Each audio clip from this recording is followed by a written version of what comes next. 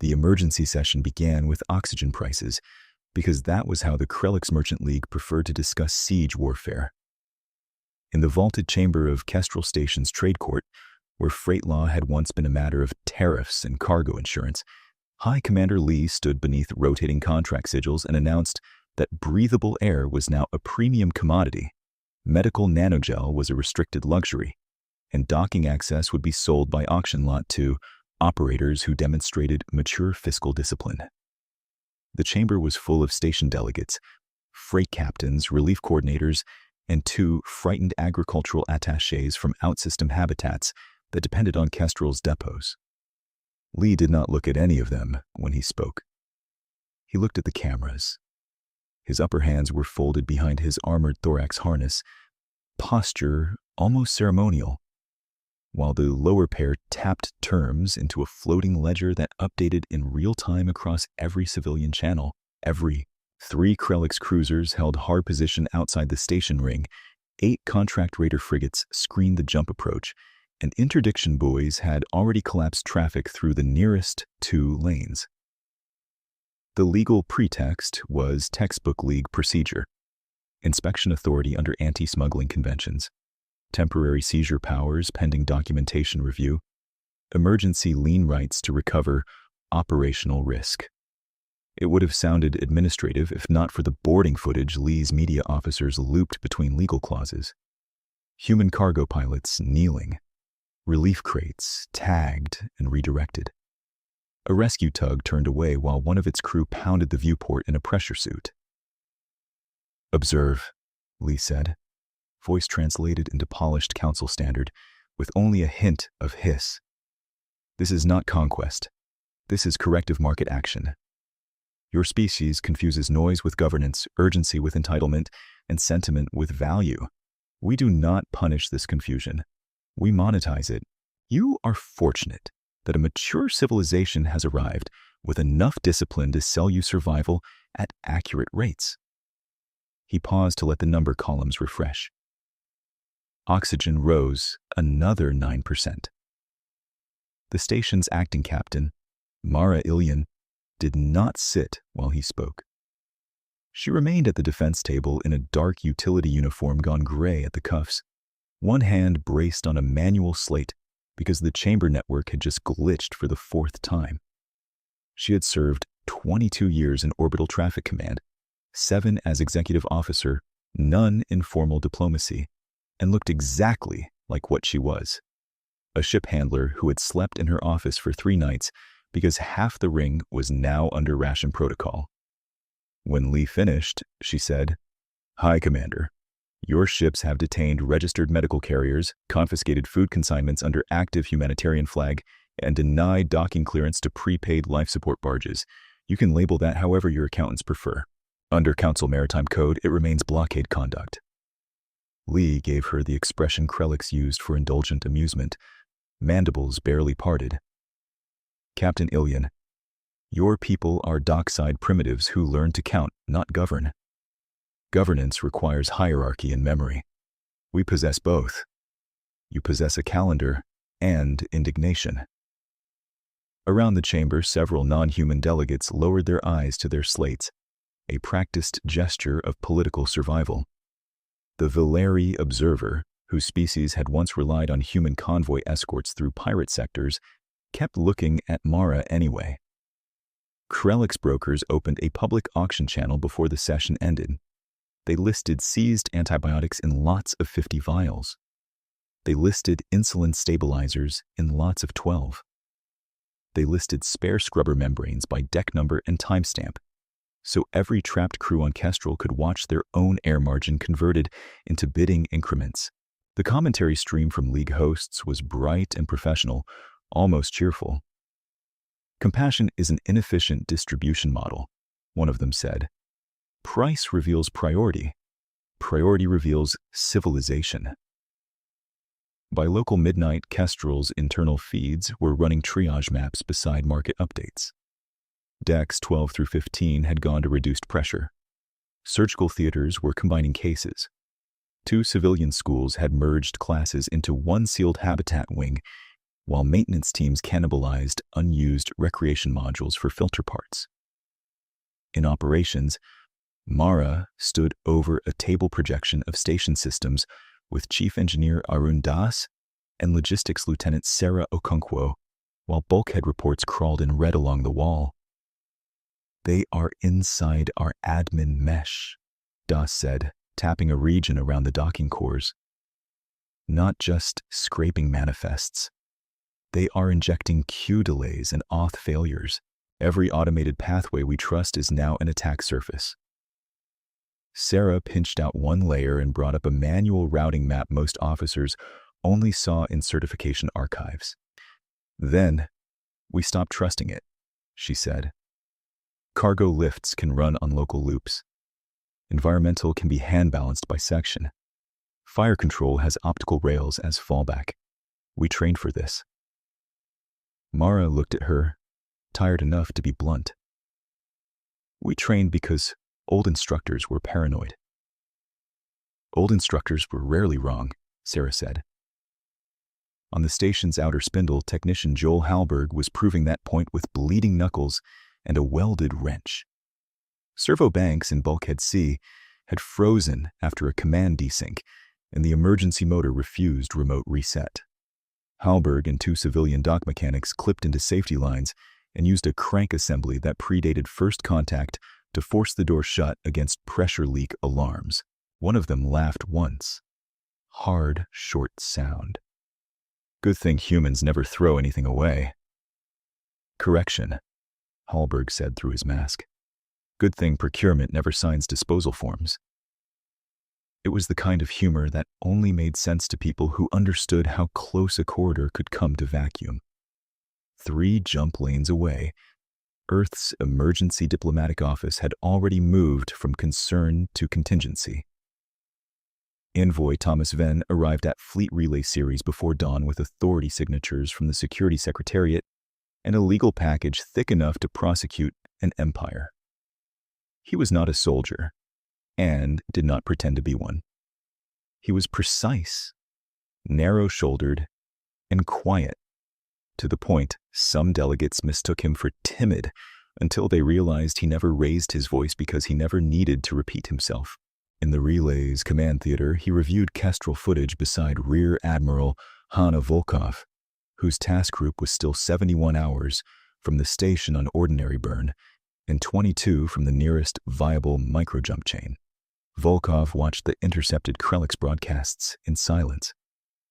A boarding reel ended on a freeze frame of a human relief officer, zip-tied to a handhold, while League commentators discussed asset optimization. She muted the feed and turned to Venn. "They want panic signatures," she said. "They are cultivating surrender psychology." Venn nodded once. "They are also documenting their own crimes in high definition, with metadata." A planning officer blinked, then almost smiled despite himself. "Sir, that sounded like optimism." "It was accounting," Venn said. They drafted the joint warning in less than 20 minutes and spent 2 hours refining every legal reference. It named hostages, ship registries, and seizure timestamps. It cited blockade prohibitions under 3 council frameworks and 1 wartime convention the Krelix had signed when it benefited them a generation earlier. It demanded immediate release of detainees, restoration of aid corridors, and withdrawal of blockade assets within 12 hours. It also carried one sentence that Venn wrote himself and refused to shorten. "For 180 years, we chose diplomacy first. We hoped you would choose profit without cruelty. You chose poorly." Before transmission, Volkov requested one addition. Not a threat. A clarification. If the deadline lapsed, all League units participating in seizure and denial operations would be designated organized belligerents under collective defense doctrine, and their command authority would be treated accordingly. "Do you want that sentence at the end?" a staff legalist asked. "No," Volkov said. "I want it where no one can miss it." Back at Kestrel, Mara recorded the station command segment from a maintenance bunker because the primary studio had lost pressure on the previous shift. The camera angle was wrong. Light harsh, uniform collar scorched at one edge from a coolant fire 2 decks below. None of that mattered. Her voice held steady from first word to last. When the message hit open frequencies, it propagated across civilian bands, military relays, freight chatter, insurance oversight nets, and the Krelix's own premium investor channels. For 6 minutes, the galaxy listened to legal language spoken like a blade laid flat on a table. Not yet in use. No confusion about purpose. Lee's reply arrived 11 minutes later with full ceremonial graphics and an orchestral sting pulled from Old League victory archives. He reclined in his command dais as if hosting a trade gala instead of a hostage crisis. Earth's envoy and Kestrel's caretaker officers have submitted a charming petition, dressed as an ultimatum, he said. The deadline is denied, the demands rejected, and an indemnity levy is now assessed for human inefficiency, obstruction, and reputational damage to licensed Krelix operators. Payment window begins immediately. Additional non-compliance penalties will be physically demonstrated at intervals chosen by this command. He leaned toward the lens. You have extended yourselves beyond your tier. We will teach you value. Then he cut the channel and ordered docking ring 7 depressurized. The alert hit Kestrel like a blow.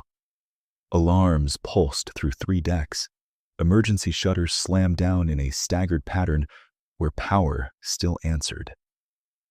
In Med Control, Dr. Layla Hart redirected triage teams before Central Dispatch finished failing over.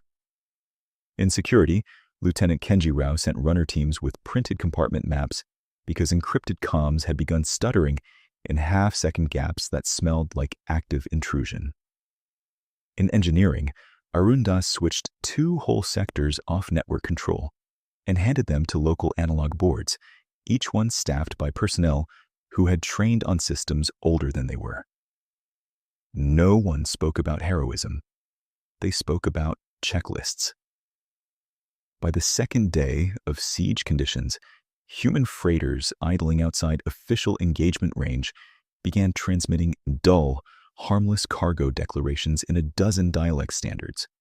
Machine parts, grain supplements, low-grade ore, refrigeration coils, legal and boring and entirely plausible. Krelix inspectors mock them on open channels and mark them non-threatening.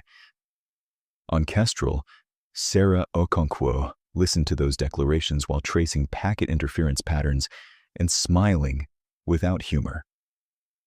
They still think logistics is weakness, she said. Mara watched pressure figures stabilize 1 decimal point at a time and answered, "Let them." Across the relay chain, Volkov's task group revised navigation envelopes around debris corridors and dormant mining grids. Then finalized evidentiary filings for Council emergency review and copied every neutral observer willing to receive them. At Kestrel, technicians who had spent careers moving cargo by the ton recalculated station survival by the minute and kept moving anyway. The Krelix Merchant League believed emotional species broke first, that fear converted cleanly into signatures and signatures into ownership. It was a profitable theory, elegant on paper, repeated across conquered ports like doctrine. Kestrel's crew treated it as another system's failure to route around until help arrived, and prepared for the moment when help no longer asked permission. Mara did not leave operations when the line went dead. She stood with both palms on the scarred edge of the plotting table, listening to docking ring. 7's pressure alarm stepped down from panic to the flat, mechanical cadence that meant there was nothing left to vent. Around her, runners moved between consoles with paper slates clipped to their sleeves, because the comm lattice was still stuttering, and nobody trusted the status icons that kept blinking green over systems they knew were failing. Lieutenant Kenji Rao came in first, visor tucked under one arm, jaw tight. Ring 7 secured by emergency shutters on 3 segments. Segment D is gone. 42 personnel were in transit corridors. We pulled 26 clear. Medical has the rest. Mara absorbed the number without expression. Any hostages taken? 8, Rao said. Krellick's boarding team extracted them from service lock 19 and transmitted biometric proof to open channels. Krellick's channels lit half the room a heartbeat later. Lee had not waited for casualty updates or protest filings. He appeared from the command dais again, framed by merchant sigils and rolling market indices, and this time the performance was less legal lecture than theater of contempt. Behind him, human station workers knelt in restraint harnesses, while a league broker narrated auction lots over their names. Non-compliance penalties, as promised, the broker said brightly. Air rights and labor guarantees now bundled. Premium buyers receive priority oxygen tranches for bonded workers. Lee tilted his head toward the camera with a patience usually reserved for children or the terminally foolish. Captain Ilian, your species seems to misunderstand leverage. Allow me to clarify. Your crew are assets in transit. Their suffering is a metric, not a tragedy. Submit indemnity, sign operating concessions, and this discomfort becomes temporary. Continue posturing, and we discover just how efficiently pain can be priced. The Valeri observer in the chamber feed cut his mic and looked physically ill. The Krellick's commentary team called that reaction market naivete and moved to the next lot. In Fleet Relay Series, Envoy Thomas Venn watched the same transmission in a room full of officers who had stopped pretending they were taking notes. He waited until Lee finished, then keyed a secure line to Mara and Rear Admiral Hanna Volkov. When their images appeared side by side, one in a damaged bunker and one on a warship bridge, still days away by conventional burn, Venn spoke as if reading an invoice. He has now publicly linked hostage abuse to coercive contracting, denied aid by species category, and advertised seizure of protected medical stores while under formal notice. That removes every ambiguity the Council loves to hide inside. We can trigger belligerent designation immediately. Volkov's voice came low and level. Do it. I am doing it, Venn said. I also recommend one final direct transmission to Krellick's command, private and recorded, offering immediate compliance terms, not for him, for the tribunal. Mara nodded once. Send patch. The direct channel opened on a narrow band that bypassed public relay clutter and stamped every packet with forensic signatures no defense counsel could dismiss later. Lee answered from the same dais, but without the orchestra this time. He looked faintly bored. Venn delivered the warning without ornament. Hi, Commander Lee. This is Envoy Tomas Venn, authorized by the Emergency Diplomatic Office and the Collective Defense Secretariat.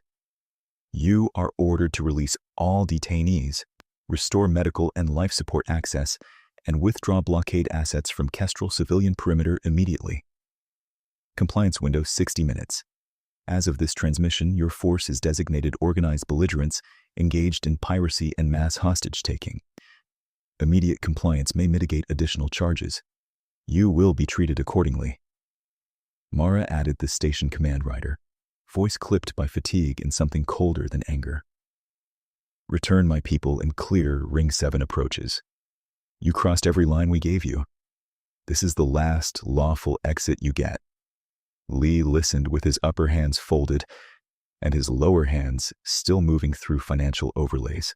When he replied, his translator rendered each word with polished civility that made the contempt worse. Envoy Venn, Captain Ilian, your ritual language is admirable, very dramatic. I decline your window. I decline your definitions. I impose a revised levy. 1 billion in hard reserve, payable against human incompetence and operational delay. In addition, to demonstrate your ongoing insolvency of discipline, I will now seize one neutral convoy under humanitarian marker and liquidate it in view of your station. You may file a complaint while you watch." He leaned closer, black eyes reflecting contracts and casualty screens. "You keep repeating law as if it were force. Mature civilizations know the distinction." The feed cut. 30 seconds later, external sensors tracked Krellick's raiders pivoting toward a small convoy sheltering near Kestrel's shadowed arc. 2 medical tenders from the Scholars of Lum, 1 food barge carrying ration cultures, and a fuel lighter with no weapons worth naming. The tenders transmitted neutral code stacks and council relief tags. The raiders locked them anyway. "Contacting convoy captains," Sarah Okonkwo said, fingers flying over a console wired into 3 separate fallback loops. "No handshake from Krellick's command. They are overriding inspection protocol." On open channels, Lee restored full broadcast so everyone in system could witness what followed. The lead raider latched grapples to the first medical tender, blew the docking collar, and spilled its cargo pods into vacuum. Hundreds of sealed crates glittered between hulls like thrown beads. The Krellick's broker voice resumed, cheerful as ever. "Unsecured medicines now available by retrieval bid. Recovery rights begin at..." Volkov muted the channel from series with a movement so small it looked like nothing. "Enough." She turned to her tactical chief. "Status of task group ardent." "Forward picket elements at jump chain narrows," the chief answered. "Main body still on compressed transit schedule. We can commit local assets now. Not enough for decisive relief." "Not asking for decisive," Volkov said. "Assemble break package." Ven looked between her and Mara. "For the record, designation is live as of this minute. I have council acknowledgement from 14 signatories and silent concurrence from 9 more. We are clear." Mara straightened from the table, exhaustion replaced by a hard, practical focus her crew recognized immediately. "Then Station Command requests authority to execute Contingency Bastion and engage all blockade units violating civilian perimeter." Volkov met her eyes through 3 relays and static noise. "Granted. Kestrel, you are authorized to break your own blockade." A thin, tired smile moved across Arendas's face and disappeared. "I always preferred honest work," he murmured, then started calling sections by hand-routed line. "Engineering to all decks, Bastion protocol, digital trust 0, analog control all critical systems." By the time the hour marker passed, every human officer in Kestrel's chain had stopped asking whether force would be used and started asking where. Somewhere inside League Command, Lee had just turned coercion into war and called it accounting. In operations, Mara watched the tactical board populate with red vectors and human transponder tags moving into positions that looked, to anyone who did not know her people, like panic drift. She knew better. "Signal all civilian hulls in holding pattern," she said. "Code phrase lantern fold." Sarah transmitted it and glanced up. They acknowledged. Mara took a breath she did not need and gave the order that ended restraint. "Then, we respond." On the Krellick's command cruiser, Ledger Crown, Tactical Prefect Sarkeln considered humans useful in the way one considered gravity, a persistent inconvenience that could be calculated and monetized. He had spent 19 campaign years in League seizure fleets and had never yet seen a soft species resist past the second infrastructure strike.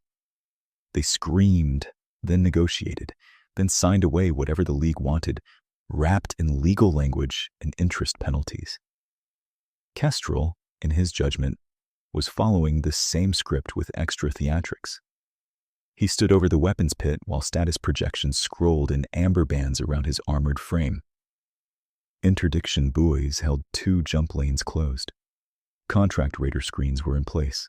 Sabotage teams had compromised sections of station logistics mesh. Human reinforcement clock still favored lead control by a comfortable margin. "Human designation update?" he asked. A comm officer clicked mandibles. "Belligerent classification issued by their envoy and partial council block. Symbolic." Sar gave a dismissive tilt of his head. "Symbols do not penetrate hull plating." He authorized phase spear. Krellick's cruisers surged forward in disciplined wedges, drives burning cold and hard as they crossed the station's exclusion arc. Their first volleys went exactly where doctrine said they should. Sensor masts, docking clamps, exposed relay nodes, and the two human corvettes still trying to screen Kestrel's outer spindle. One corvette lost propulsion in the opening exchange and spun broadside, venting atmosphere in a white plume that caught the starlight. The second managed 3 rail shots before contract frigate cored its weapon spine. Across SAR's displays, human icons blinked from green to amber to dark. "Forward picket shattered," weapons control reported. "Station spindle fracture along sectors 9 through 12. Pressure losses significant." For a moment, the battle looked almost elegant. The League line advanced by textbook intervals, raiders folded around flanks, interdiction fields boxed any obvious retreat vector. Kestrel's return fire came thin and erratic, as if command channels were fractured beyond coherence. Sar felt the old campaign certainty settle over him. Pressure, fear, collapse, signature, profit. Then the human response refused to collapse on schedule.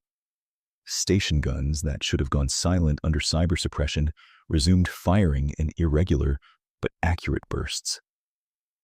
Not networked volleys, Sar realized. Manual sights. Crew-served rails walking shots onto propulsion bells with unnerving patience. One of his raiders took 3 hits in 30 seconds, all non-fatal, all mobility kills. It drifted out of formation, alive and furious.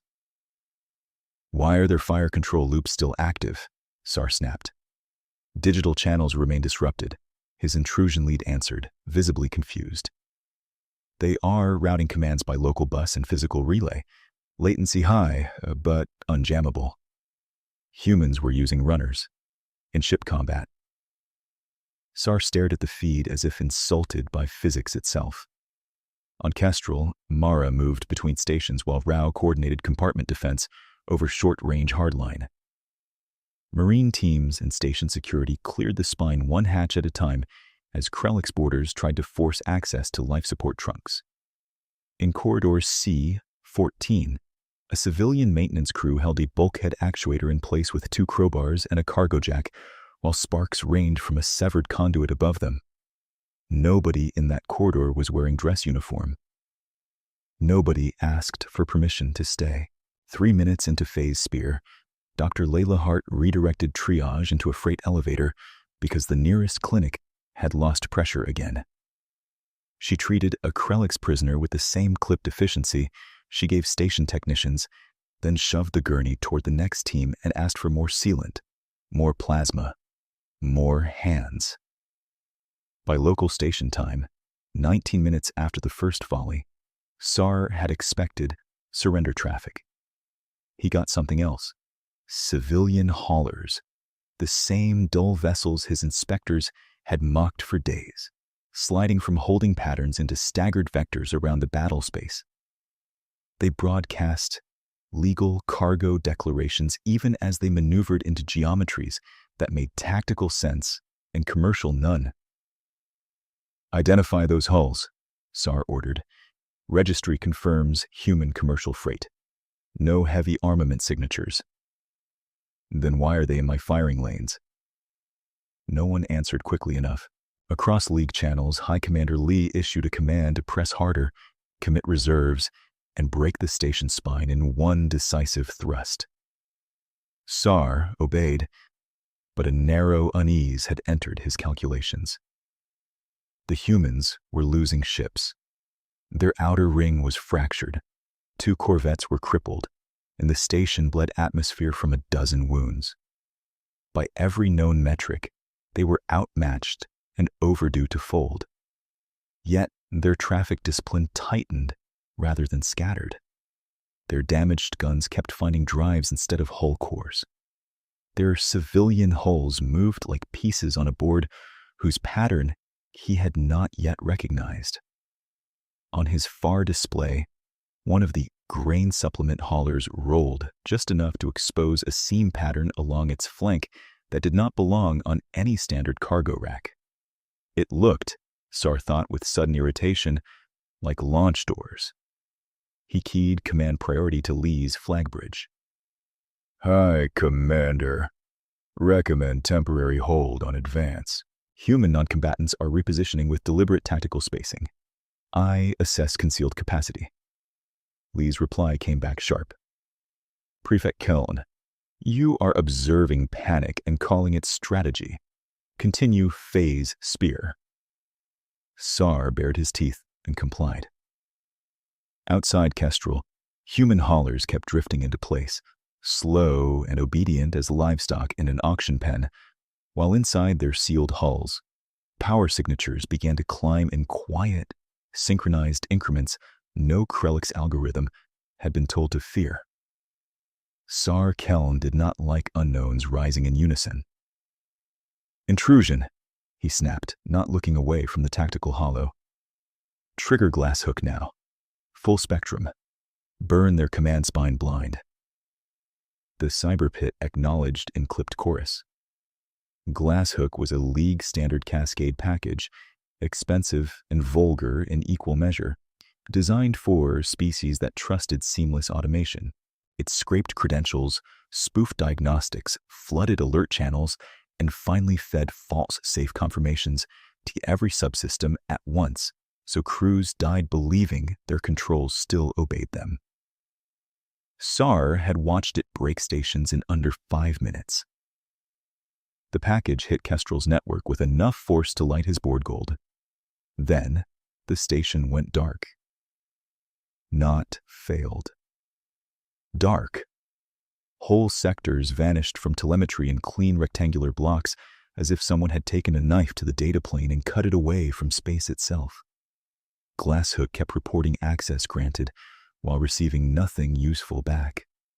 No panicked reroutes, no desperate reconnect storms, no cascading fail alarms to ride. Just silence, where automation should have screamed. "Status?" Sar demanded. Intrusion, Lead Vartolik's crest flattened in open disbelief. "We have root signatures and no system behavior. Their central mesh accepted the package, then isolated physically. We are inside empty shells." "Empty?"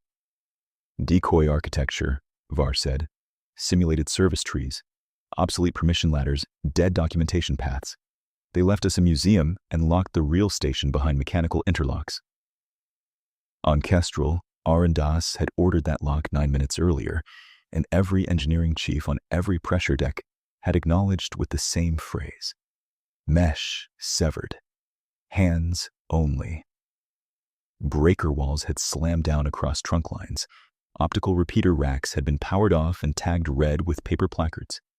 Lift control moved to local cranks and floor relays. Environmental balancing transferred to section boards with brass toggles and pressure dials old enough to have survived 3 procurement reform cycles. No one argued about elegance. Elegance did not keep oxygen flowing after malware. Mara watched the transition from the operations bunker as runners arrived and departed in a constant rhythm, boots striking deck plating like a second heartbeat. Lieutenant Kenji Rao stood over a hard-copy station map spread across 2 ammo crates and rerouted Marine teams with grease pencil marks when corridor cameras failed. Sarah Okonkwo ran traffic sequencing from a portable slate connected by braided cable to an analog switch frame scavenged from storage. A junior tech stared at the hand patch bay as if it had offended him personally. "Captain, with respect, we are commanding a war zone through museum pieces." Mara did not look up from the casualty board. Museum pieces do not accept hostile firmware.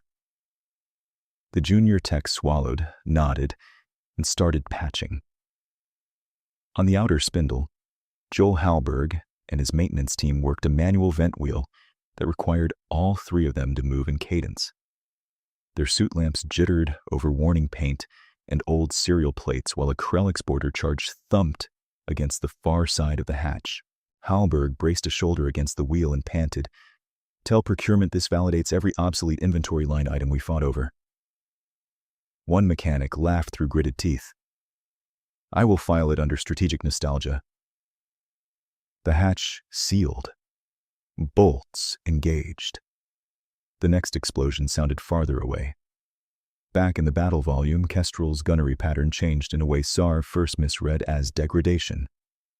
Human fire came in uneven intervals, not the smooth, algorithmic cadence of linked batteries, and the salvos arrived from points his predictive model still considered disabled.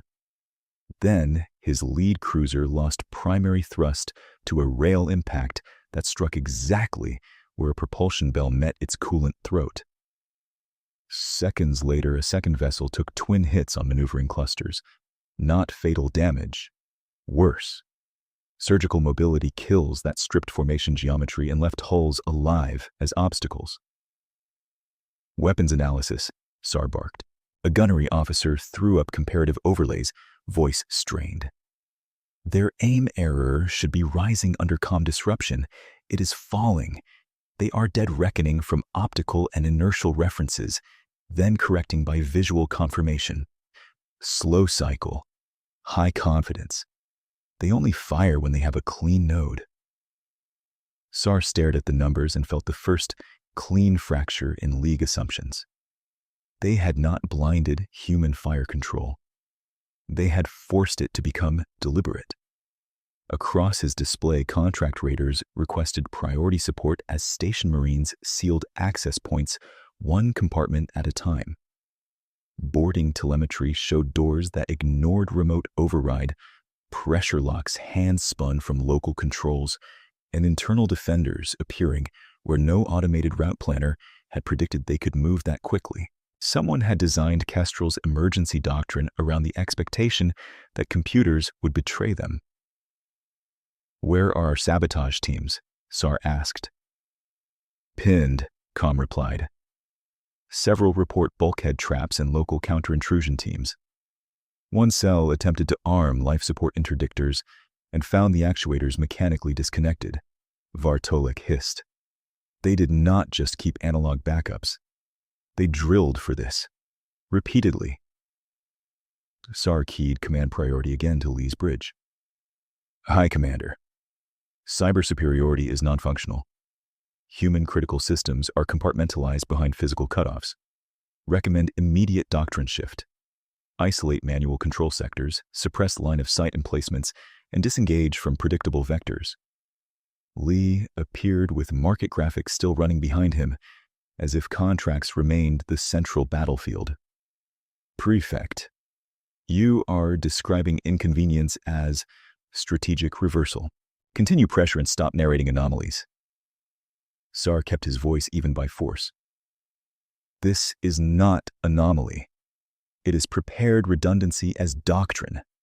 They are fighting beneath our attack layer." Lee's mandibles parted in irritation. "Then drag them back into it. I expect results, not anthropology." The channel closed. For 3 breaths, SAR said nothing. Around him, officers avoided his gaze and pretended total focus on their stations. Then he began issuing new orders in a cadence that abandoned leak script. "All ships, shift from command net suppress to optical denial. Saturate known visual lanes with chaff clouds and polarized scatter. Raiders, cease broadside intimidation fire.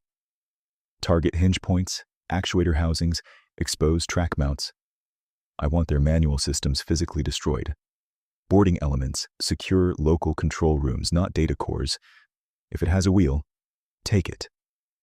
Acknowledgements returned. Uneven and late. His captains had trained for domination through infrastructure capture. not attritional wrestling inside a station that fought like an old warship.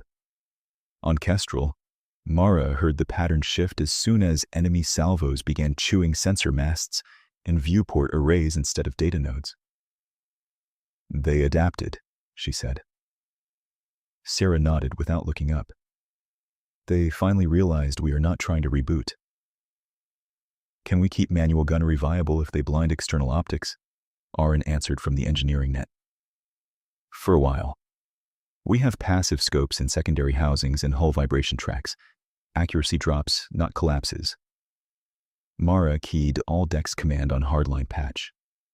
Her voice rode copper and old insulation into every compartment still holding pressure. "Kestrel, this is station command. Enemy cyber attack failed and they know it. They are shifting to physical suppression. Maintain Bastion. Do not chase perfect data. Work your sector, trust your checklists, pass runner traffic exactly as trained. We are still here. Keep them outside our lungs." The response was not cheering. It was cleaner than that. Hundreds of acknowledgments, terse and professional, from engineers, medics, loaders, Marines, civilian volunteers, and 2 school custodians who had converted a classroom into emergency SEAL storage. The station sounded like a machine built from stubborn people. By the 32nd minute of active engagement, SAR's tactical board had transformed from neat conquest geometry into a clogged field of disabled hulls, drifting debris, and firing arcs contaminated by his own mobility-killed ships. The League still had greater mass and heavier guns. It no longer had tempo. He called for an internal command review on Tightbeam, excluding Lee's ceremonial staff. Only 6 senior officers joined, and even that carried political risk. Quartermaster Executor. Nell Var spoke first, voice controlled and very close to panic. "Munitions burn exceeds seizure profile by 240%. Contract escorts are invoicing hazard multipliers in real time. If this operation extends another hour at current intensity, half our screened forces will hit automatic collateral caps and downgrade participation to avoid insolvency." Weapons Prefect Talon Riche bared his teeth. "Then, void their contracts," Nell's crest flared. "And personally absorb penalty liens for unilateral nullification under combat clause. You first." Vartolik cut across them. "Financial discipline is irrelevant if we lose tactical coherence. Human networks are intentionally unattractive targets. They gave us lucrative ghosts while hiding control in compartment-level analog. We built our doctrine around owning their software. They moved the war into hardware and muscle memory." SAR let the argument run exactly 4 seconds, then struck the console rail with a lower hand, hard enough to silence the channel. "You all believed soft species panic when automation fails because that is what smaller polities did. We are not facing smaller polities. We are facing a culture that expects systems to break and trains civilians to keep them working anyway." Talon's voice dropped. "High Commander will classify that statement as defeatist." SAR met his stare. "High Commander can classify physics however he likes. We still have to survive it." The room held stillness, like held breath. SAR opened a direct line to Lee despite knowing the cost. Lee answered immediately, irritation sharpened to hostility. "Prefect, report." SAR gave him the truth in full, each sentence formal enough for archives and blunt enough to wound. "High Commander, our prevailing model is invalid. Human command has decentralized into manual nodes resistant to cyber intrusion and comm denial. Their crews maintain function under pressure losses we predicted would collapse morale. Precision fire from degraded systems is degrading our mobility at unacceptable rates. Contract escorts are approaching financial trip points and may auto-throttle combat engagement. I recommend immediate operational reset. Consolidate into defensive ring. withdraw exposed wedges, and retask heavy assets for close suppression before unknown human capacities activate. Lee stared for a long moment, then delivered contempt with ceremonial calm. For 2 generations, he said, the League disciplined undirected species by applying market reality to emotional incompetence. We did not build an interstellar order by flinching at friction. You are observing cornered laborers and mistaking refusal for strength. There will be no withdrawal posture. You will maintain pressure and break their command image within the hour. If contract captains complain about risk, remind them risk is why margin exists. SAR could have argued that margin did not maneuver crippled cruisers. He could have listed the ships already dead in space. He could have said that humans were not cornered laborers at all, but trained operators who had converted every corridor into a control circuit the League did not understand. He said, "Understood, High Commander," because survival inside hierarchy often began with choosing when not to win an argument. When the channel closed, Vartolik spoke quietly. "He will spend us," SAR answered just as quietly. "Then we become expensive to spend." He pushed a new plan to Fleet Command under ordinary tactical authority, careful not to label it retreat. All units execute Ledger Shield.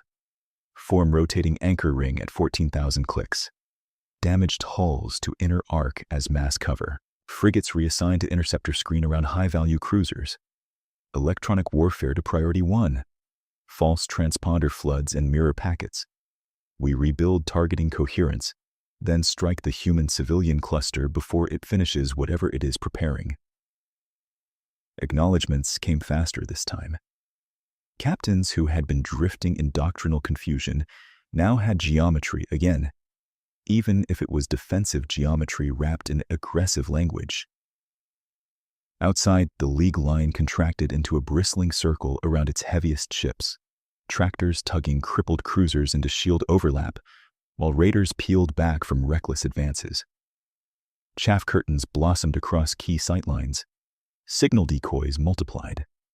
The Krelliks were regrouping, wounded pride concealed behind technical orders and market jargon, trying to drag the battle back into a framework they recognized. On Kestrel, Sarah watched the contraction and exhaled once. They finally stopped pretending this is a routine seizure. Mara tracked the repositioning and keyed a burst of Volkov's relay through 3 redundant channels, then through a runner carrying the same message on printed slate in case all 3 failed. External contact acknowledged within seconds. Rear Admiral Volkov's voice arrived through static, steady as steel under pressure. "Kestrel, we see the anchor ring. Hold your pattern. Do not overextend. You have shifted initiative." Mara looked through the bunker viewport at human haulers still drifting with deliberate patience while their internal signatures climbed toward readiness. "Understood," she said. "We are not done surprising them." Across the engagement zone, SAR watched those same haulers through narrowing eyes and ordered every available sensor to focus on their seams, their thermal gradients, their launch geometry, anything that explained why freighters behaved like hunters waiting for a signal. The Krelliks formation tightened, weapons tracking outward, command discipline reimposed by fear and necessity. For the first time in 19 campaign years, Tactical Prefect SAR Keln prepared not to harvest surrender but to survive the next human move. For the first time in 19 campaign years, Tactical Prefect SAR Keln prepared not to harvest surrender but to survive the next human move, and the move arrived with no fanfare at all. The nearest freighter, Registry still broadcasting agricultural supplements and refrigeration coils, rotated 3 degrees off axis and split along seam lines his analysts had tagged as cosmetic reinforcement. Panels folded outward in 6 petals. Launch racks blossomed from inside the cargo shell.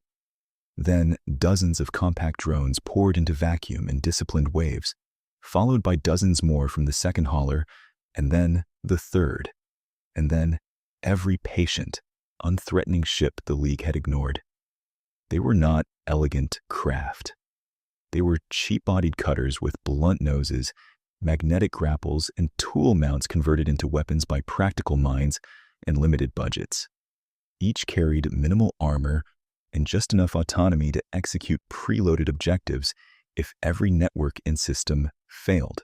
Their transponders flickered through civilian IDs, maintenance tags, dead ship signatures, and fabricated debris codes so fast that Krellick's targeting logic began reclassifying the same object 6 times in 1 second. SAR's tactical display dissolved into false certainty. "Hard classify by mass and vector," he snapped. "Ignore identity headers. Shoot what moves toward critical infrastructure."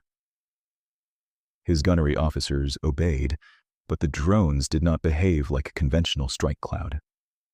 Half of them dove for interdiction buoys and carved through projector vanes, with focused cutter bursts intended for mining salvage. The other half sprayed reflective chaff and narrowband spoof packets at just the right frequencies to mimic cruiser drive blooms, Corvette engine wash, and missile plume residue. League batteries fired disciplined volleys into targets that evaporated into glitter or rerouted between shots. A mercenary frigate reported 3 incoming torpedoes, dumped countermeasures, and wasted its entire point defense cycle on a cluster of drones towing heated decoy coils. Across the anchor ring, one buoy after another winked out.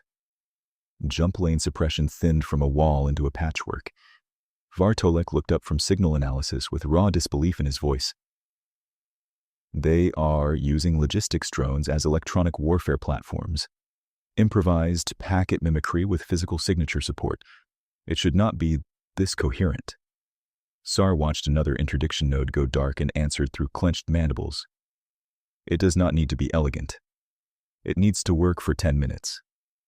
On Kestrel, Sarah Okonkwo stood over a hand-wired switchboard and tracked the drone cloud through a feed stitched from passive scopes, thermal scraps, and civilian ship telemetry relayed by runner teams.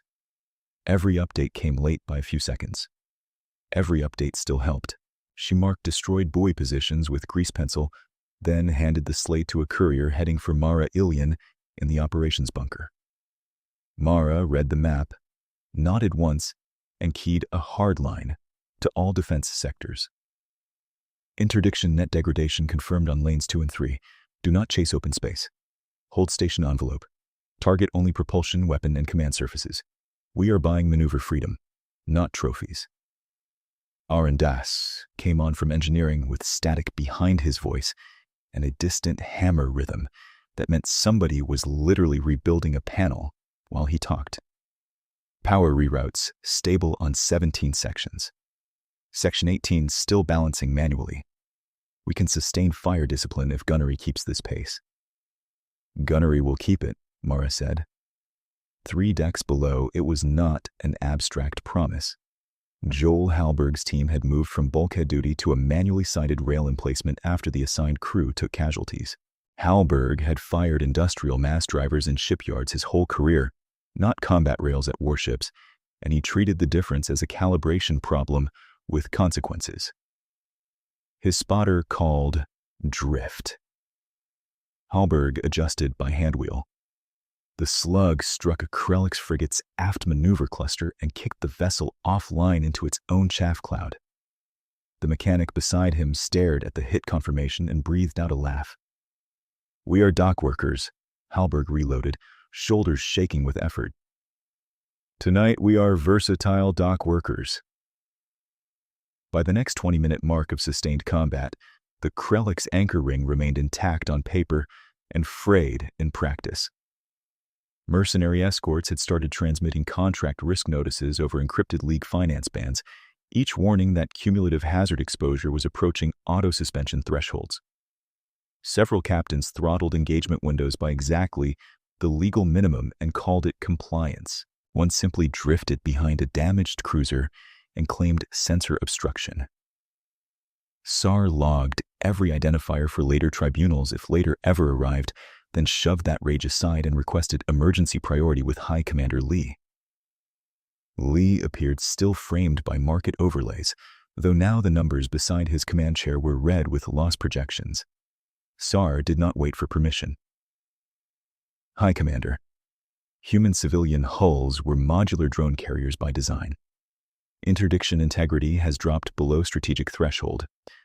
Contract escorts are self-limiting under liquidation exposure. Recommend immediate retreat to outer control perimeter and re-establish lane denial with heavy assets only. If we remain in current geometry, they will peel us apart.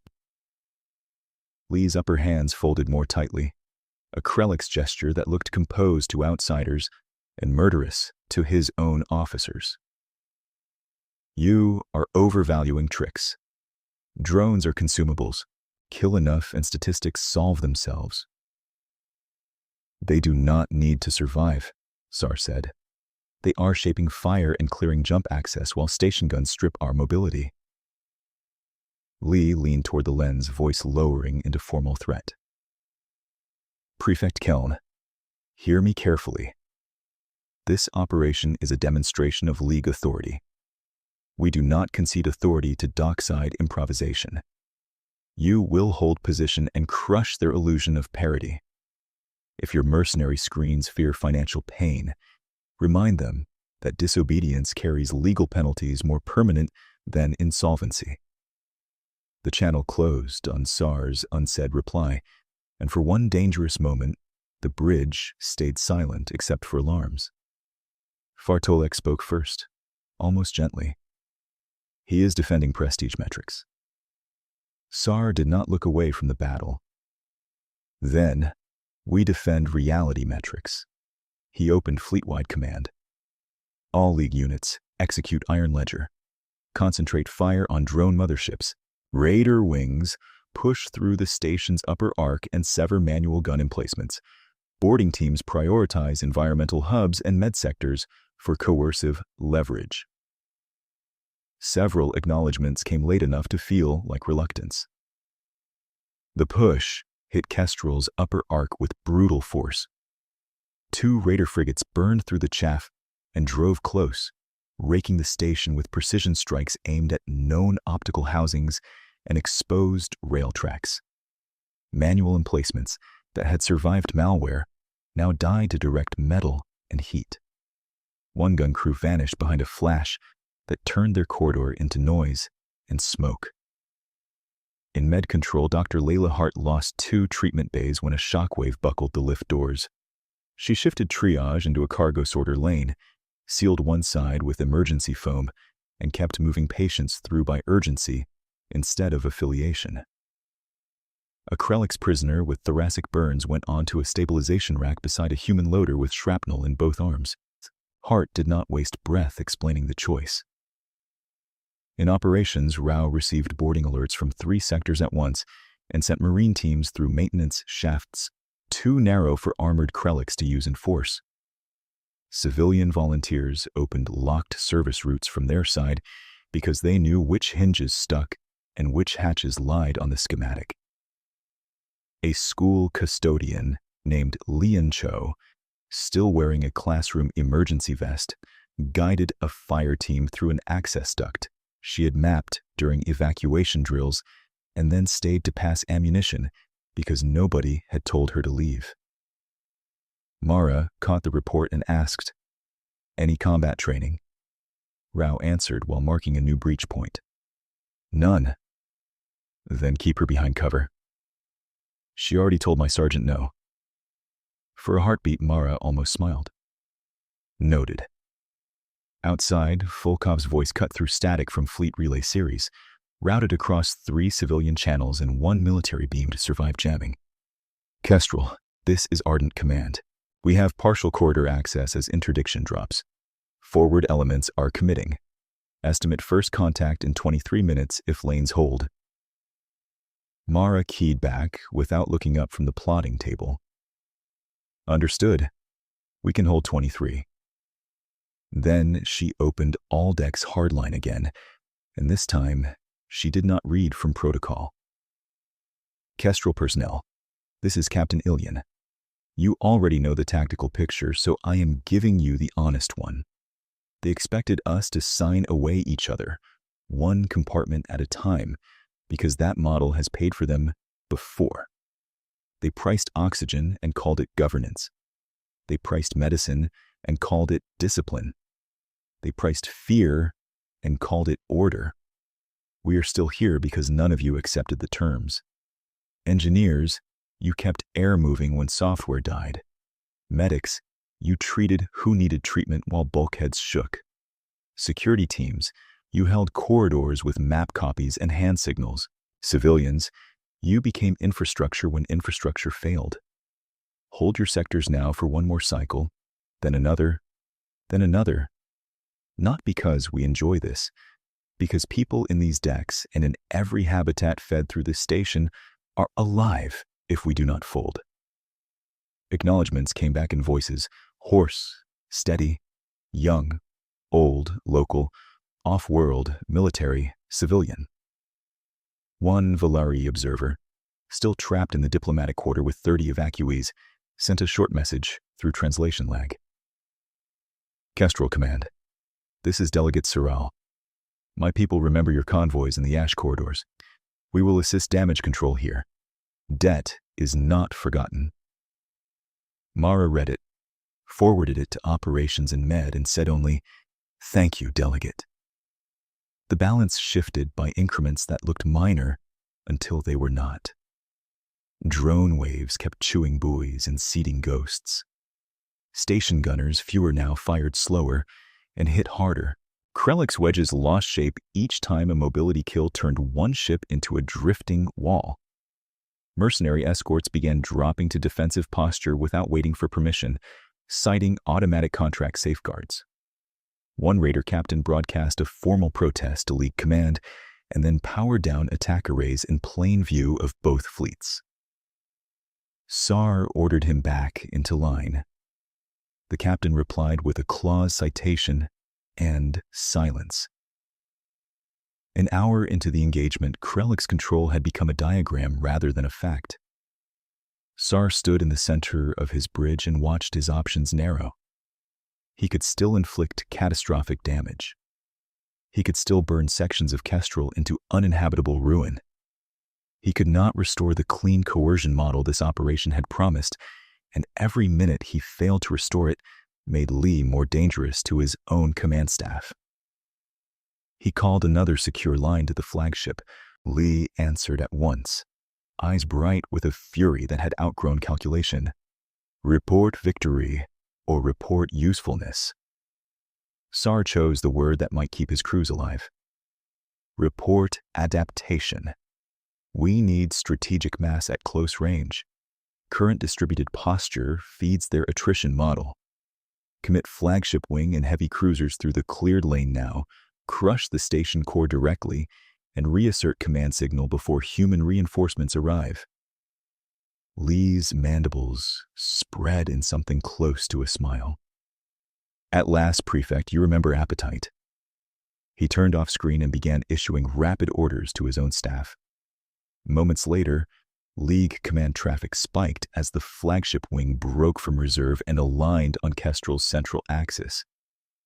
The largest Krellick's hulls in-system lit drives and started forward, dragging escort screens and point defense umbrellas with them in a spear formation built for decisive intimidation and catastrophic collateral. On Kestrel, Sarah saw the vector change first. "Captain, Lee is committing everything heavy to a direct thrust. He wants one killing blow." Mara's reply was immediate. "Then he is out of patience." Arundaz came in over-engineering, voice ragged but controlled. "And out of room.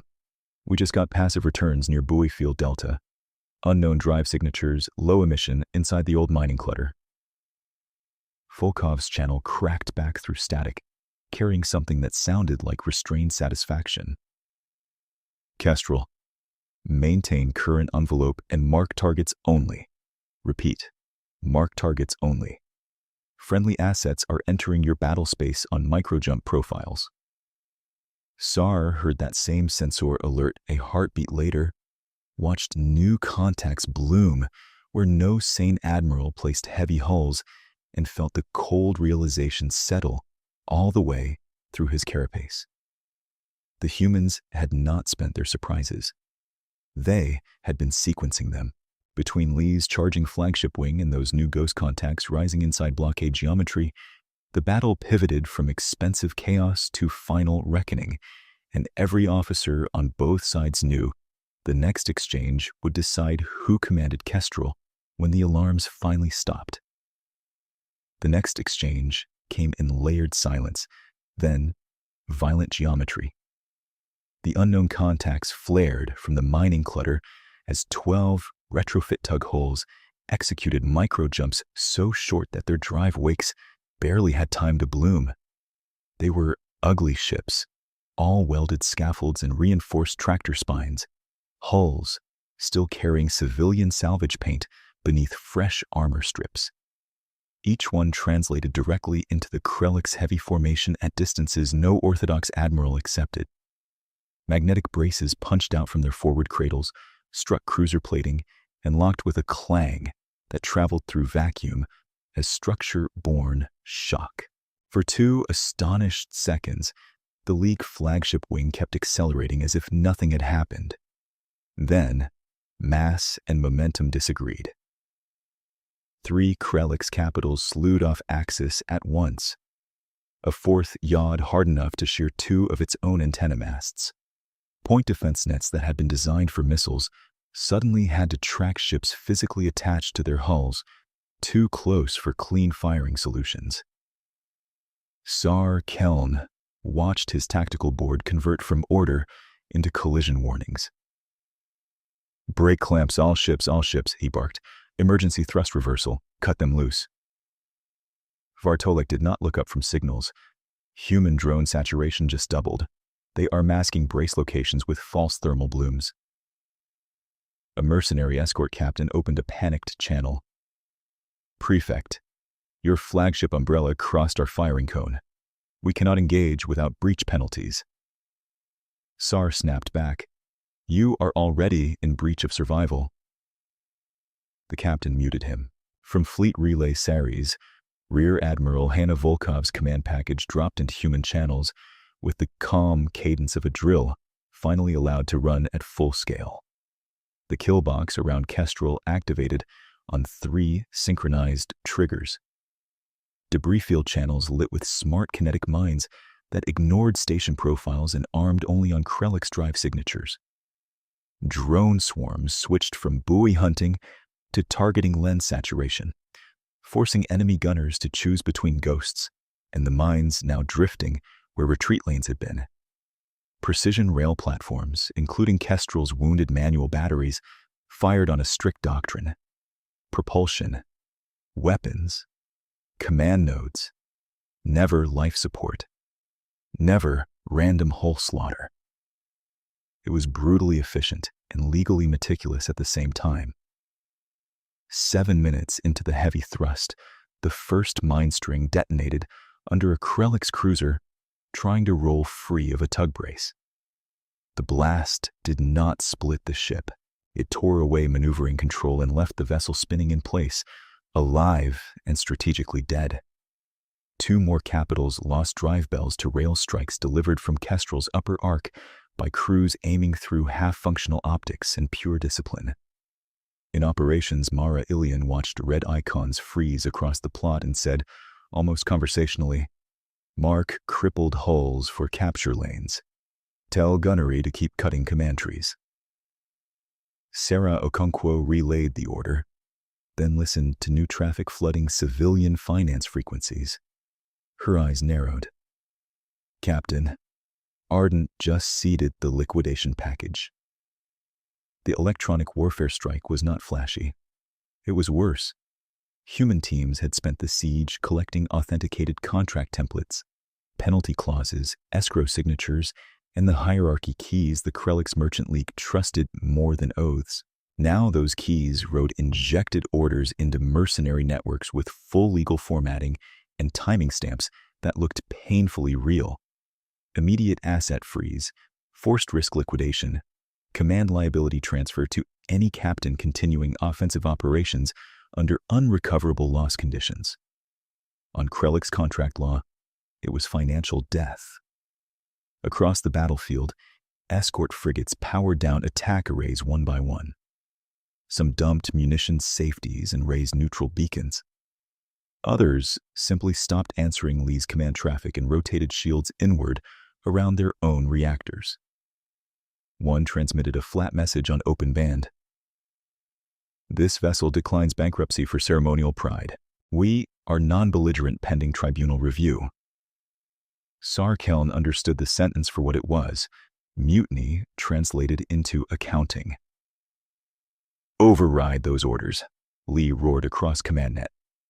"I do not authorize liquidation." Vartolik answered quietly from Sar's bridge. "High Commander, they are authenticated through League legal architecture. No captain will challenge that chain unless you guarantee indemnity with sovereign reserve." Lee's response came as a low hiss. "I am sovereign reserve." No one repeated it. By the second combat hour marker, Krellick's cohesion had collapsed into isolated pockets. Human tug hulls stayed attached long enough for rail teams to surgically dismantle propulsion clusters, then released and jumped again to new prey. Drone cutters rode the confusion, blinding targeting arrays and clipping weapon spines. Kestrel's station gunners, many of them technicians and loaders, 2 shifts removed from normal duty, kept firing deliberate, patient shots that turned every attempted regroup into another drifting obstacle. The League still had guns. It no longer had battle rhythm. Inside the station, Lieutenant Kenji Rao and Marine Commander Elena Markovich completed the spine retake compartment by compartment. Their teams moved through smoke, emergency strobes, and foam-sealed hatches with map copies taped to forearms because half the digital routing was still a lie. Resistance stayed fierce in several junctions where Krellick's borders had entrenched near environmental controls. Markovich refused broad demolition. She ordered controlled breaches, stun pulses, and directed fire angles that preserved pressure integrity even when it slowed advance. Dr. Layla Hart's triage corridor kept receiving wounded from both species and sending stabilized patients deeper into secure decks. Every cleared compartment expanded not just tactical control but breathable air. Rao keyed Mara from Junction Spine 4. Central trunk recovered. Last hostile pockets isolated near Docking Ring 7 interface. We can seal them now. Mara answered. Seal and hold. No venting. A pause, then Rao's tired acknowledgement. No venting. On the Krellick's flagship Ledger Crown, High Commander Lee finally abandoned market overlays and demanded direct tactical feed as if raw images might obey him better than numbers. They did not. He watched one of his own heavy cruisers, braces still clamped to its flank, take twin rail strikes to command antennas, and fall silent except for collision alarms. He watched 2 mercenary screens disengage under neutral code. He watched surrender requests from subordinate captains queue faster than his legal staff could suppress them. Sar Keln appeared on the main projection, armor scorched, crest rigid with contained fury. High Commander, we have crossed from contested victory to terminal loss. Recommend immediate sector-wide surrender protocol to preserve surviving crews and secure tribunal leverage. Lee stared at him as if the prefect had spoken in static. You would have me surrender to station laborers. I would have you preserve what remains, Sar said. Our command net is compromised. Our escorts are financially decoupled, and human reinforcements now control the only clean lanes. There is no path to recovery. Lee leaned forward. Then, create one. Sar held his gaze for a long second that every bridge officer witnessed and remembered. I cannot create propulsion from destroyed drives. I cannot buy loyalty from captains you bankrupted. I cannot negotiate with a minefield. Lee cut the channel. 30 seconds later, he transmitted fleet-wide override authority and ordered all loyal units into a final breakthrough centered on his flagship vector. Fewer than a third obeyed. The rest transmitted surrender intents, drifted powerless, or stayed dark, and prayed no one targeted them by mistake. Volkov's voice entered open combat channels, formal and cold. Krellick's units in Kestrel volume. This is Rear Admiral Hanna Volkov of United Earth Fleet. Your command authority has fractured. Cease fire, power down heavy arrays, and transmit surrender codes. Vessels complying will be boarded under Council law and protected from reprisals. Vessels continuing hostile action will be disabled. Mara followed on station channels with a shorter message. Kestrel confirms custody capacity for surrendered crews and medical triage regardless of species. Choose now. The choices arrived in flashing strings across the tactical map. First one, then 9, then dozens.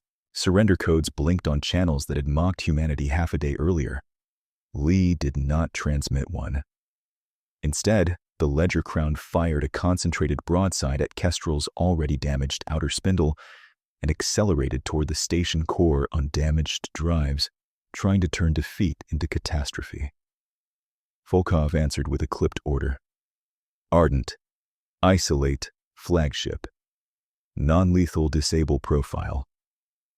Human rail batteries struck the flagship's weapon mounts in sequence, shearing emitter housings and jamming launch doors. Tug Hull 3 latched its ventral spine and dragged the cruiser 2 degrees off target. Kestrel's upper emplacement, hand-cranked by Halberg's exhausted crew, put a final slug through the Ledger Crown's primary propulsion throat. The great ship shuddered, drive bloom collapsed, and its charge died into drift 1,000 kilometers short of the station. Boarding window open, Markovich said on secure channel. Requesting go. Volkov gave it. Mara echoed it. Go finish it. Markovich's breachers crossed in 2 assault cutters under drone cover, cut through a maintenance lock where point defense had failed, and entered the flagship through a corridor still lit by emergency amber. Krellick's resistance inside was disorganized but bitter. Several security teams surrendered as soon as they saw live feeds showing exterior surrender codes proliferating. Others fought short, desperate holding actions around command junctions. Markovich advanced methodically, section by section, locking down reactors, life support trunks, and data cores, while Rao's Marines fed her updated deck schematics captured from surrendered officers. 13 minutes after breach, Markovich reached the primary bridge and found it abandoned, except for 2 wounded technicians in a command console loop running failed authorization requests. One of her sergeants checked the logs and looked up. He routed command authority to Armored Capsule Theta under core protection. Markovich nodded once. Then, we go to Theta. In the capsule corridor, Lee's last loyal guard element attempted a barricade with overturned data vaults and 2 portable shield emitters. Markovich did not waste lives on frontal theatrics. She sent one squad through an auxiliary service crawlspace mapped by a captured maintenance chief, another through overhead conduit access in synchronized pressure from 3 angles. The barricade collapsed in under 4 minutes. Surviving guards dropped weapons and lay flat when stun charges took their shield line. At the capsule door, a countdown flashed on a recessed panel. Self-scuttle priming. Reactor overload handshake pending final arm command from inside. Power trunks, Markovich ordered. Her engineer corporal planted magnetic clamps on the bulkhead, cut through insulated plating, and ripped the capsule feed lines with industrial shears built for hull work. Lights inside flickered to red. The countdown froze at 19 seconds and died. Markovich keyed external speakers. Hi, Commander Lee. Your overload sequence is terminated. Open the capsule. No response. She signaled breach. Charges popped in a tight ring. The hatch folded inward and smoke rolled out into the corridor. Lee stood in an armored command cradle with a sidearm in one upper hand and a dead control slate in the other. His throat harness pulsed, warning amber where life support backups had dropped to reserve. Markovich stepped through the smoke with 2 Marines on her flanks, rifle steady but lowered enough to show intent. Her voice carried clearly, each word for the record as much as for the prisoner. "Hi, Commander Lee. Stand down and place your upper hands where I can see them. You are under arrest for piracy, mass hostage-taking, and murder under council law." Lee's mandibles trembled with fury, then settled into contempt one last time. "You primitives cannot govern victory." Markovich took 1 step closer, visor reflecting his dead consoles. "Watch us." He moved the sidearm half an inch, testing whether Defiance still had a market. 3 targeting dots touched his chest harness. He looked at them, at the Marines, at the dark scuttle panel, and finally opened his hands. The weapon clattered to deck plating. Magnetic restraints locked over his wrists and throat harness with a hard, mechanical click that sounded final, even through battle noise. Markovich turned him toward the corridor and keyed helmet cam to wide broadcast. "Command package complete. High Commander in custody, alive, disarmed. Transmitting biometric proof now." The image of Lee, bound and escorted through his own flagship, hit every remaining Krelix channel within seconds.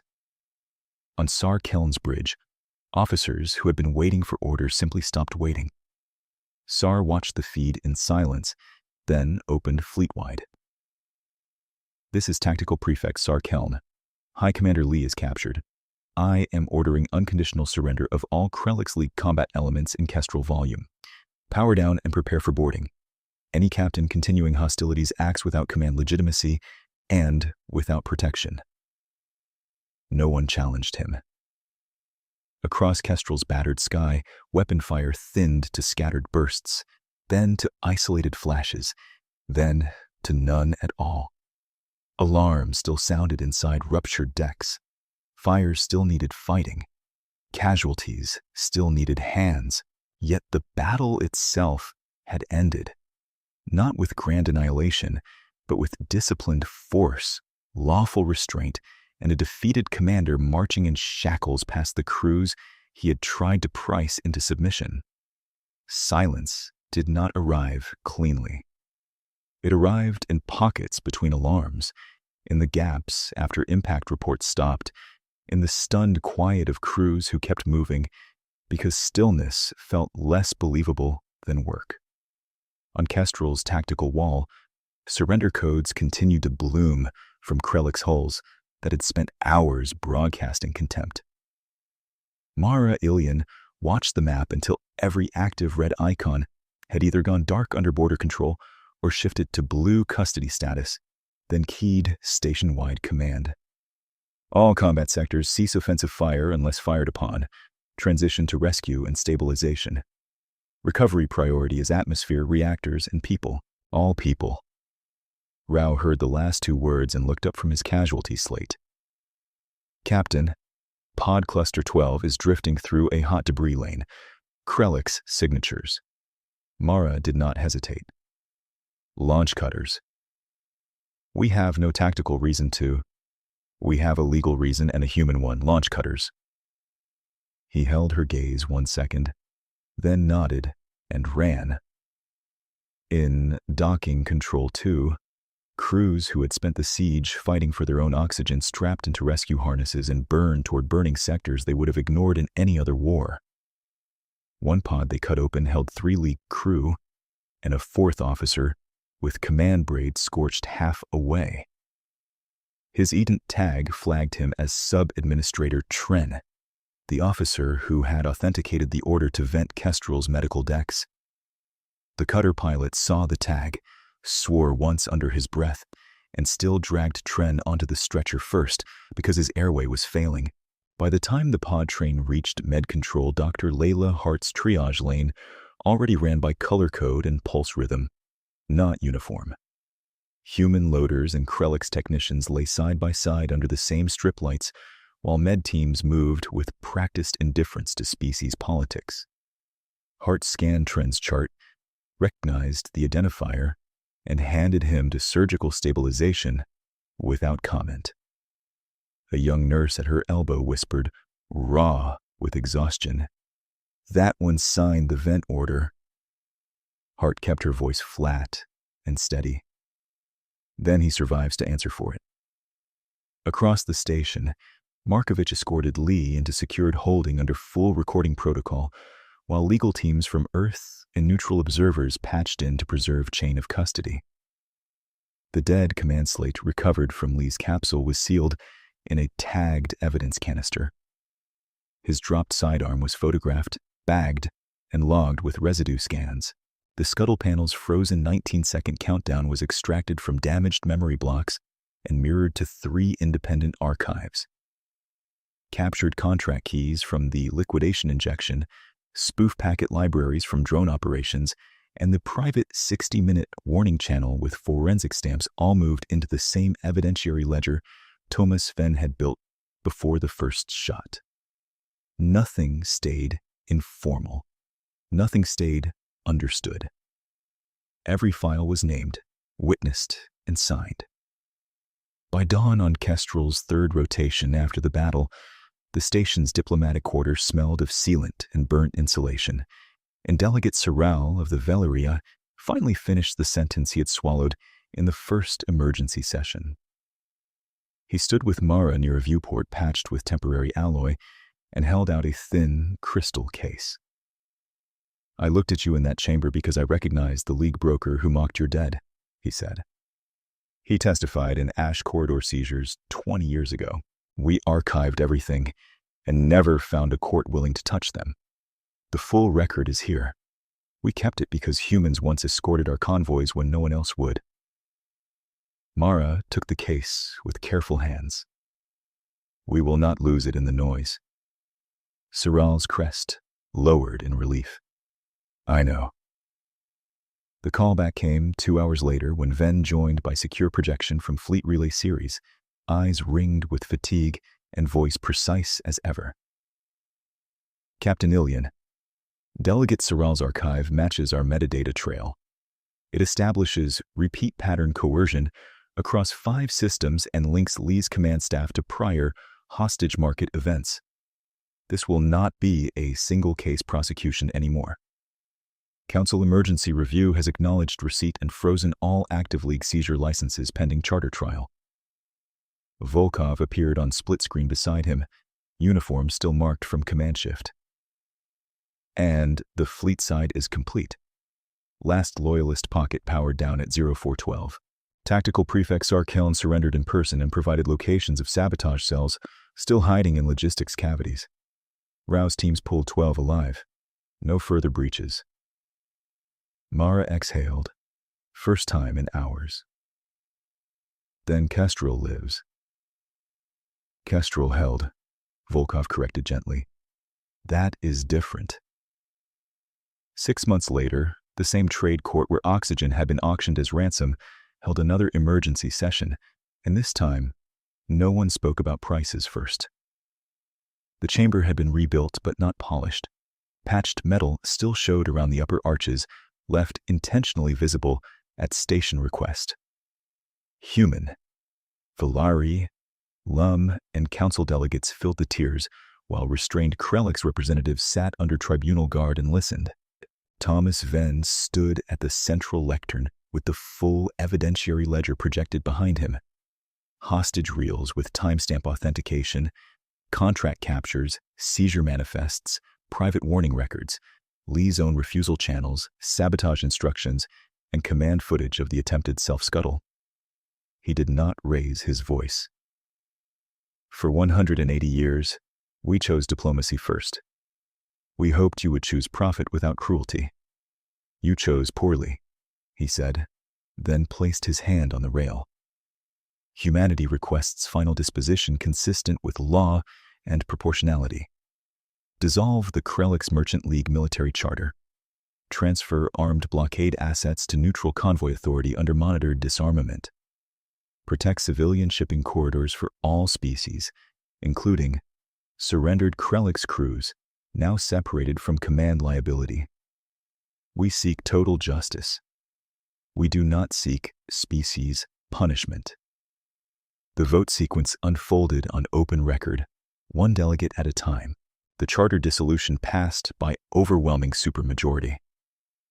Seizure fleets were nationalized into the new Neutral Corridor Authority under council supervision and mixed staffing. Debt bond contracts imposed by League coercion were voided with immediate effect, and reconstruction access opened to former client populations at no penalty multiplier. The Kestrel Accords were ratified before adjournment, with automatic collective enforcement against any future commerce blockade targeting civilians. 3 days after the vote, High Commander Lee stood before the Thel Interstellar Tribunal in restraint harness, posture rigid and eyes bright with the same old contempt that now purchased nothing. Markovich testified to capture sequence and scuttle interruption. Hart testified to casualty triage under siege and deliberate medical targeting orders. Seral submitted the Ash Quarter archive and stated, quietly, "We waited 20 years for someone the League could not bully." Venn closed with the private warning transcript and Lee's own reply denying exactly 0 minutes. Conviction on the major counts was unanimous. Sentence was permanent imprisonment at Thel, with no command access, no commercial authority, and no appeal beyond procedural review. When the judgment rendered, Lee finally looked away from the bench and said nothing. On Kestrel, now formally renamed Unbroken Gate, the reopening shift began with no speeches at all. Mara took station command under the new charter and signed the first docking clearance of the day to a Lum hospital tender carrying replacement med arrays and classroom supplies. Arun Das walked engineering deck with a maintenance slate and approved permanent retention of every analog fallback the old procurement office had once tried to decommission. Sarah Okonkwo supervised installation of a transparent public ledger that displayed aid cargo priority in real time, so no broker could ever hide scarcity behind premium codes again. Rao's security teams ran joint drills with Valeri technicians and former Krelix conscripts who had accepted amnesty review and civilian contracts. Hart reopened MedControl's rebuilt triage bay and hung one short policy line at the intake desk. Urgency first. Always. At local dusk, Volkov arrived in person for the handover ceremony of the first disarmed former League escort to Neutral Corridor Authority colors. Tactical Prefect Sar Keln, stripped of rank insignia and under monitored release terms after full cooperation and testimony, watched from the observer rail with 2 tribunal officers and signed the final surrender annex without theatrics. He met Mara once as the document cleared. "You could have vented our pods," he said. Mara looked out at the ship now painted in neutral gray. "We are not in the business of teaching fear. We are in the business of ending this." He gave a stiff, almost formal bow and stepped back. Night cycle settled over Unbroken Gate, with traffic lanes open, medical stocks full, and school decks repressurized and loud with ordinary life again. Through the main viewport, convoy lights stitched clean lines across space where interdiction buoys had once hung like threats.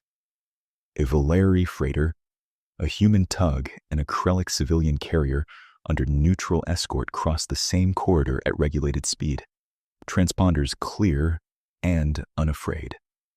Mara stood on the operations balcony with her scarred crew below her, hands steady on restored rails and patched consoles, and watched the station breathe on its own terms.